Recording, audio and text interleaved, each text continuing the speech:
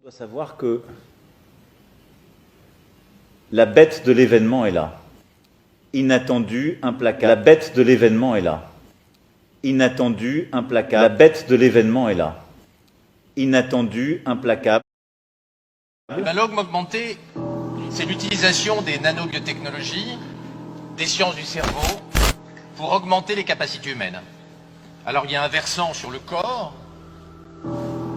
c'est l'homme bionique, c'est l'homme rendu immortel, qui est développé notamment par la filiale de Google destinée à euthanasier la mort, qui s'appelle Calico.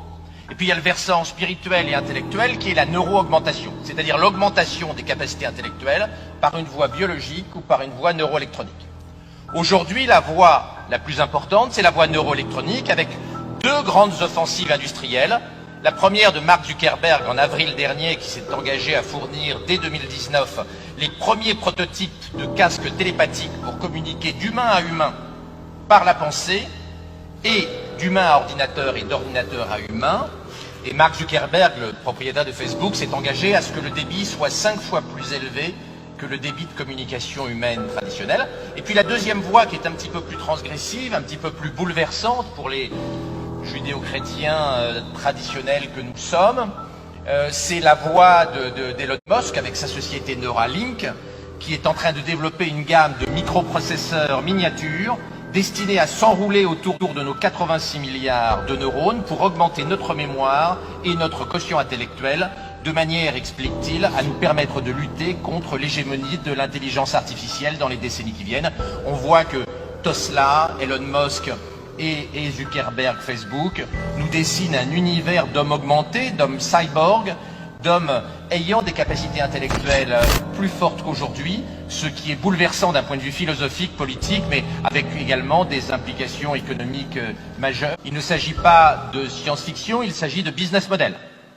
Et il s'agit de business model de gens qui ont des moyens illimités, qui ont les meilleurs technologues au monde, les meilleurs informaticiens, les meilleurs spécialistes du cerveau, des gens d'un niveau tout à fait exceptionnel qui vont dans les 10, 20, 30 prochaines années révolutionner l'organisation du travail, bien sûr, l'organisation politique et l'école, bien évidemment. Vous imaginez bien que le jour où des microprocesseurs augmentent de 50 points le quotient intellectuel de nos enfants, l'école va être très très sérieusement non pas menacée, mais en tout cas challengée par ces neurotechnologies. Faut-il un moratoire sur l'intelligence artificielle?